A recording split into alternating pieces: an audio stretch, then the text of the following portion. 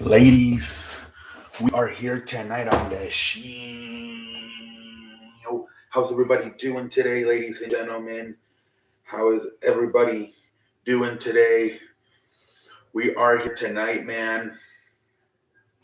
All right, ladies and gentlemen, we got some news, and then we'll do Monday Night Raw. So basically, a lot of stuff with the Bloodline coming up. They're saying that not everybody in the creative agreed, like the writers and producers. I'm not sure. Also, they're referring to like Triple H and Vince McMahon agreed to the finish of having Roman Reigns be pinned. A lot of members of the creative said that they didn't think it was smart to have Roman Reigns get pinned unless he was going to lose the championship. So I guess now it doesn't look as special that whoever does pin him for the championship, because now it's gonna, like, even though he won the championship, Jay's the one that broke the streak. But Jay, like I said, it kind of makes sense because 10 years ago in 2013, Jay was the first person to pin Roman Reigns. So it kind of made sense. Oh, he was the first ever person to pin him after months of being undefeated. When he first arrived in WWE, and now 10 years later, again after being undefeated for 3 years, he pins him again. It kind of makes sense. But a lot of people in creative, not everybody in creative approved the idea. But obviously, I'm pretty sure Vince McMahon was the one with the final decision. But a lot of people, I'm not sure. Also, with maybe Paul Heyman didn't agree with it. Who knows? Because I know he's also part of creative when it comes to this stuff, when he's part of the storyline. So of course, he being a former booker himself, he's gonna have something to say about it, or at least an opinion about it. But yeah, no, the thing does have it did really good on social media, though. Obviously, the across all of WWE social media platforms, it has close to 50 million views. And that's always the case with this stuff, right? With the whole Bloodline stuff, it always does good on social media. The ratings have been fantastic. They're getting to the point where anytime they do a Bloodline segment on SmackDown, they're getting close to 2.5 million views. This week was very like nobody saw this coming, because Raw was actually, SmackDown was live streamed. It went live at 3:00, and it was live streamed, and a lot of people in the United States had access to that live stream. So a lot of people watched it at 3:00, as it was about 7:00 in England airing live. And then the replay, a lot of people thought it was going to do too good, and it still did 2.5 million SmackDown, despite a bunch of people watching it at 3:00 when it was live on a live stream. That's just impressive, man. The fact that the show was pretty much on replay, right? Especially with people already knew what had happened. Not only knew what had happened, but a lot of people had actually already watched it on a live stream at 3:00. The fact that still did 2.5 million, pretty damn good, ladies and gentlemen. Like I said, 50 or close to 50 million across all of WWE social media platforms. Fantastic numbers. And now this Friday, you already know, and because of the way they've been promoting this shit, it's going to do great views. They're going to have the trail of Roman Reigns, just like they did a few months ago with Sami Zayn. Now they're doing it for Roman Reigns. I guess the Usos are going to say that he doesn't need to. He shouldn't be the tribal chief anymore after losing. Maybe that'd be the. I wonder if, like, instead of putting the title on the line versus Jay, he'll put the tribal chief thing on the line, where if I lose to you at SummerSlam, I can no longer be the tribal chief. And then that makes it more believable that maybe Jay can win the championship. Excuse me, I beg your pardon. Can actually win the match instead of the championship. Oh, he's just no longer the tribal chief. Maybe they can do that. I wonder. I mean, imagine if they just start doing like a downfall. But imagine if they fucking do the downfall, he starts losing, but then he's still champion, and then he fucking like goes to WrestleMania and retains it. Oh my, you know what I mean? Like, oh, Roman Reigns lost, he got pinned, and then he loses again to Jay, and like, wait, what's happened to Roman Reigns? And then but he's still champion, and then he takes a few months off. He comes back at Royal Rumble. He does the storyline with Cody Rhodes again, and he redeems himself by beating Cody Rhodes at. Like, if you're gonna actually go with this and possibly have like the downfall of Roman Reigns, I think he's got to lose the title. Like, come on, you better not do some shit like he got pinned at Money in the Bank. He lost once again at SummerSlam. And then that's the whole storyline going. So it's like finishing the story for Cody Rhodes versus is Roman Reigns washed? And then they fucking have Roman Reigns rise up again. Oh, they better not do that shit at all. But I could see something like it, maybe instead of to make it to have maybe make it more believable, or even have Jay win the match instead of being for the title at SummerSlam, be it for I would have loved to see Jey Uso win the championship. I would have loved to, but I feel like they're not gonna do it. So and maybe a way to have him win, or a way to at least make it believable he can win, is instead of the championship being on the line, have it be for the honor of being the tribal chief of the family. Let's go. So supposedly, obviously, they said they the reason why John Cena was at Money in the Bank, the reason he was to try to get a WrestleMania to be at freaking in England, and he kept referring to like they as the they don't understand. You need to convince them that how many close the door? I can't hear for sure. Oh, actually, no, that's the problem. There's too much noise. That people thought he was referring to the executives like Triple H and McMahon, but obviously he was referring to the governor. You got to pay for this. But supposedly now a group, I'm not sure who it is, in England has said they are willing to try to convince England to pay for WrestleMania. So I guess it worked. At least now they're at least thinking about it, or they're going to try to convince people that make decisions on that to consider paying to have a WrestleMania in London. So we'll see what happens. At least it kind of worked, I guess, by having John Cena do it. Last one, McIntyre. They said he's back, but his contract is still not re-signed. So the contract still will expire in the start of 2024. I believe around January. So he's back, but he's only back for, at least right now, he only has a few more months left on the contract. They said it's still going to expire in January. So we'll see if he can sign an extension or not. I think right now he's trying to see what WWE is doing for him, what kind of plans they have for him. And if they book him the right way, they convince him, he'll resign. If he's not still feeling, he still feels like he's kind of a mid-carder, he probably might just leave the company. So we'll see. It is just going to depend on how WWE books Drew McIntyre these next few months. Let's do Monday Night Raw recap, ladies and gentlemen.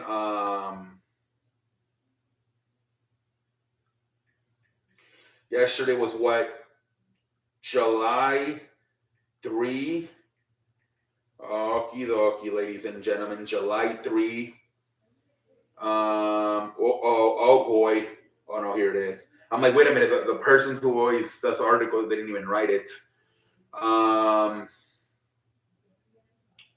Let's see here. What the hell's happening? This show was not very good. The beginning was really good. The finish, I guess, everything else was super mid-card. So from Baltimore. So it starts off with freaking Seth Rollins, man. He's doing a promo talking about, we have a new Mrs. Money in the Bank, Io Sky, a new Mr. Money in the Bank, Damian Priest. Roman Reigns for the first time in three years got pinned. It's going over the whole show. And then he gets interrupted by Cody Rhodes. And Cody Rhodes has his wrestling gear on. It looked like he was about to challenge him for a match with the World Heavyweight Champion. And right as he's about to say a word, Brock Lesnar is back. Cody Rhodes and Brock Lesnar start brawling. They brawl over the arena. At the end, Cody Rhodes hits Brock Lesnar with the cutter. Brock Lesnar just gets out of the ring and kind of just leaves, walks away. And then they go to commercial break. And then once Seth Rollins is still in the ring, continues his promo. He's saying, well, we know Cody Rhodes ain't my opponent. Who is it? And then comes the Judgment Day. Everybody but Finn Balor, Damian Priest, Dominic Mysterio, and Rhea Ripley. And, obviously Damian Priest threatening about cashing in. It leads to a match between Dominic Mysterio and Seth Rollins. That's the main event of the show. Everything else on the show, here we go with a bunch of average stuff. Let's try to get through this stuff fast. All right, ladies and gentlemen. So we get Damian Priest versus Shinsuke Nakamura. It was kind of a fun match. Obviously, there at the end, freaking Damian Priest wins the match. Then we get freaking we get the whole segment between Ronda Rousey and Shayna Baszler. Ronda Rousey wants to know what happened. Shayna Baszler, it looks like they're both like kind of like baby faces. Obviously, the fans are cheating Shayna Baszler. They say, "Hey man, we're sick and tired of you, Ronda. We don't even want to hear you in the microphone. You're in this business, thanks to me. Like you're not even passionate about it though. You're only here for the money. I never seen you help out with a ring, help out with anything. You're not passionate about this." And then they start fighting, and Ronda Rousey's obviously pissed. And at the end, freaking a knee, man. What a fucking knee by Shayna Baszler to Ronda Rousey. Jesus Christ. And then Shayna just walks away, and Ronda Rousey's just laying there like screaming, "Ronda, come back here. We're not finished." But the belief is Ronda Rousey's going to, after this match at SummerSlam, she's going to leave the company. And that's why they did this. I don't know if something happened because the report was Ronda Rousey wanted to be tag team champions with Shayna Baszler and try to make the women's division better. And now, just like that, something must have happened with creative or something to like she's done. They're saying that it's very likely that she's going to wrestle Shayna Baszler at SummerSlam, and that's going to be her final match. So something must have happened, a disagreement where she's pretty much leaving the company in a few weeks. But anyways, let's continue, ladies and gentlemen. Let's continue, ladies and gentlemen. Then we get like a turmoil match, like a gauntlet match for the number one contender for the women tag team titles. So we got Sonya Deville and Chelsea Green. They beat everybody. They swept the whole competition. First they beat Emma and Nikki Cross. Then they beat Kaden Carter and Katina Chance. Then they beat Indy Hartwell and Candice LeRae. Dana Brooks and Tegan Knox. Sonya Deville and Chelsea Green are the new number one contenders. Congratulations to them. They had them go wire to wire, win the whole thing. Pretty damn impressive, man. Obviously, this milked a lot of time. Typical kind of a strategy, right? Anytime you have a gauntlet match, it's going to take a bunch of time out of the show. Let's see here, and then we get Becky Lynch. She's obviously she's not she won Money in the Bank, but she's whatever. And then Trish Stratus and comes out and she's wearing a mask. She's like, "You broke my face. I can't fight you now. But then they're like, Zoe Starks can fight you, and then she's about to fight her, and as they're walking down the ramp, it's like, you know what? I just remember I have a doctor's appointment. We have to go. But next week it will be you versus Zoe Starks. Whatever. So next week, Becky Lynch versus Zoe Starks. Obviously, they're still leading to a Becky Lynch Trish Stratus match at SummerSlam. They're just slowly up to it. Let's continue to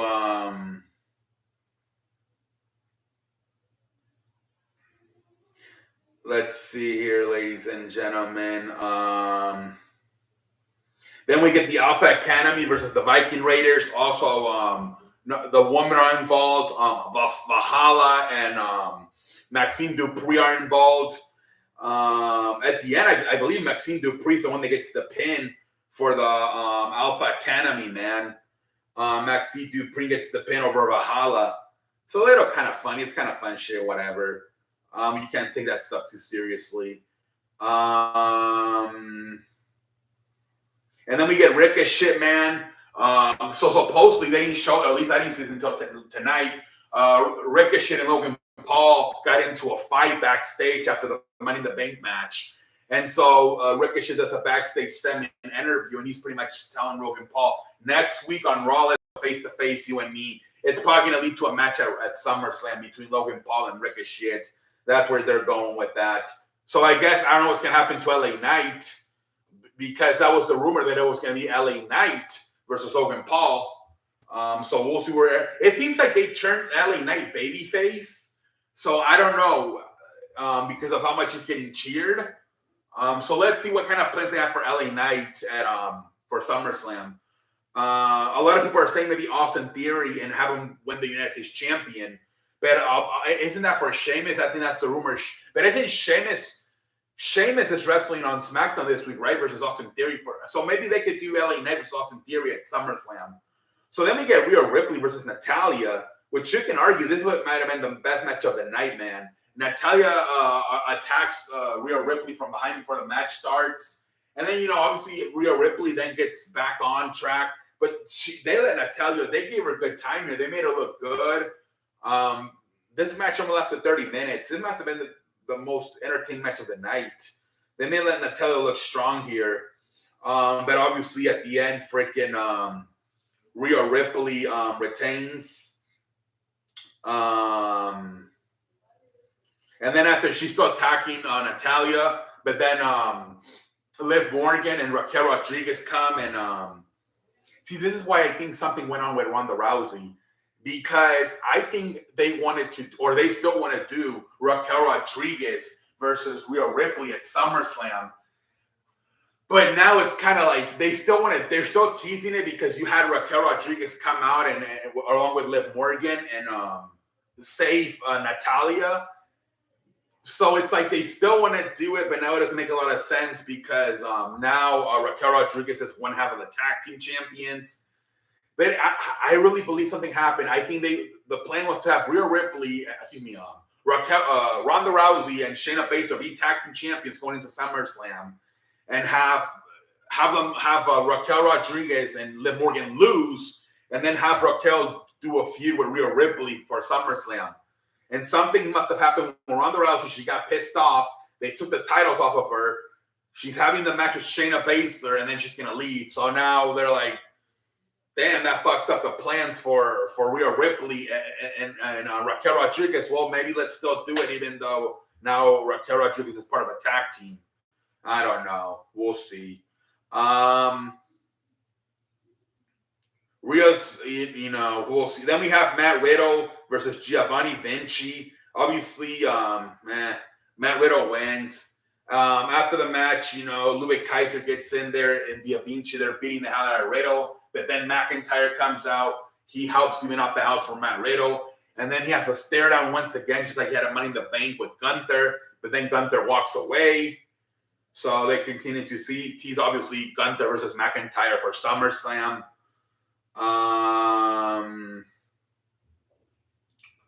And then we get the main event. Dominic Mysterio versus Seth Rollins. Obviously, Damian Priest and Rhea Ripley interfering. At the end, man, they get disqualified. Damian Priest interferes. It seems like the whole plan is not even for Dominic to win. It's for Dominic to try to hurt Rollins. So then Damian Priest can cash in Money in the Bank. So then Priest has enough. He just gets in there, hits South of Heaven. They start beating him up. And then Mysterio's like, hey, cash in, man. Dominic's like, cash in. Priest is about to cash in. But then Finn Balor shows up out of nowhere. He starts attacking Seth Rollins. And then I think he's about to hit the coup de grace. And instead, Damian Priest is like, what the fuck are you doing? And they start arguing on the apron. And then Dominic's like, hey, he's leaving.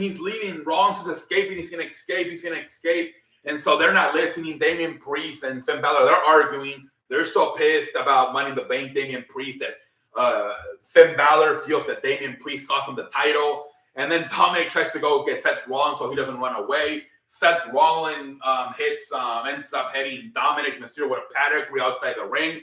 And then he just runs away. And then by the time Damian Priest and Finn Balor realize it's too late, Rollins is already on the top of the ramp.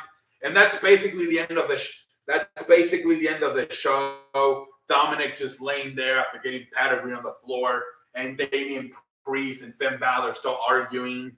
I wonder where they're going to go from this. Are they going to maybe break them up? At least one of them, be either Balor or Damian Priest. It's going to be interesting what happens, man. But it's interesting how they just broke up you still have Solo, Roman Reigns, and Paul Heyman.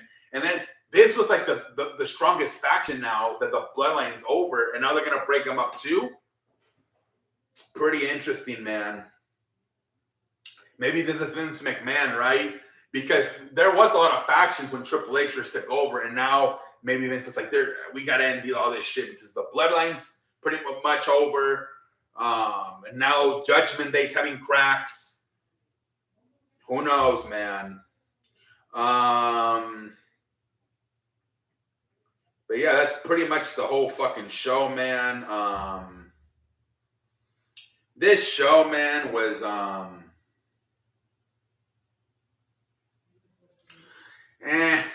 not really that good. Star was wild with Cody interrupting Rollins and then Brock interrupting Cody, leading to a brawl between Cody and Brock Lesnar. And I guess the finish, interesting stuff, right? Between the Judgment Day, between Damian Priest and Finn Balor. Nothing really happened. You had a promo with Trish and Becky, but nothing really happened. Becky's gonna face Zoe Starks next week. That's a very slow promo. Does anybody care about the Rhea Ripley, Shayna Baszler stuff? Next week, Ricochet face-to-face versus Logan Paul. Not much really happened on this show. Like, watch the start, watch the finish. The middle was not that good. Until next time, I'm out. Holla.